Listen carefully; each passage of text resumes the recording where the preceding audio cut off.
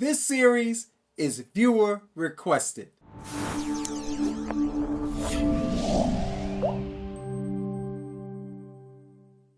Welcome to the Rhythm Studio, where we're talking percussion, music production, and music technology. I'm Warren Henry.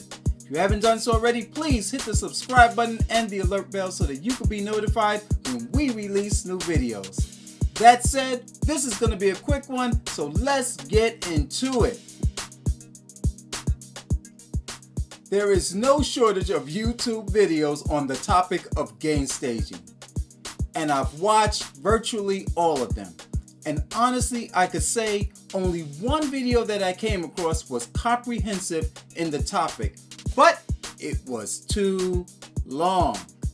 So over the next few videos, I'm going to explain not only how, but why you should calibrate all inputs and outputs of your system.